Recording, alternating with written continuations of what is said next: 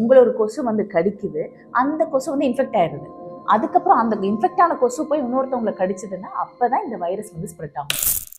இதுல 3 ஸ்டேஜ் என்னன்னா, first February state, அதாவது ஃபீவர் மட்டும் வர்றது. இதுல பாத்தீங்கன்னா பெருசா சளி அந்த மாதிரிலாம் இருக்காது, ஃபீவர் மட்டும் அதிகமா இருக்கும். ஸோ ஹெட்ஏக் இருக்கும், சிவியர் ஹெட்ஏக் இருக்கும், முட்டு வலி இருக்கும். அதுக்கு அடுத்த இருக்க ஸ்டேஜ் வந்து கிரிட்டிக்கல் ஸ்டேஜ்னு சொல்லுவோம். அந்த ஸ்டேஜ்ல தான் ரொம்ப நீங்க கேர்ஃபுல்லா பேஷண்ட்டை மானிட்டர் பண்ணணும். ஏன் இந்த ஸ்டேஜ்ல தான் பேஷண்ட் ரிக்வெஸ்ட் ஹாஸ்பிட்டல் அட்மிஷன். அடிவயிறு வலி அதிகமா இருக்கும், உடம்புல குட்டி குட்டியா வந்துட்டு பெட்டிஷே பேச்சஸ், அதாவது ரத்த கசிவு ஸ்கின்ல வந்து தெரிய ஆரம்பிக்கும். உங்களோட கம்ஸ் எளிரில இருந்து ரத்த கசிவு ஏற்பட ஆரம்பிக்கும். ரிகவரி ஃபேஸ், இந்த கட்டத்தை ப்ராப்பரா மேனேஜ் பண்ணி இதை தாண்டிட்டீங்க அப்படின்னா ஃபீவர், மயால்ஜியா, பாடி பெயின் மட்டும் இருக்கும். What is the management for dengue அப்படின்னா, it is completely hydration, rehydration. உங்களை ஹைட்ரேட் பண்ணணும், நிறைய தண்ணி குடிக்கணும், இளநியோ ஜூஸோ டு ரீஹைட்ரேட் யோர் செல்ஃப்.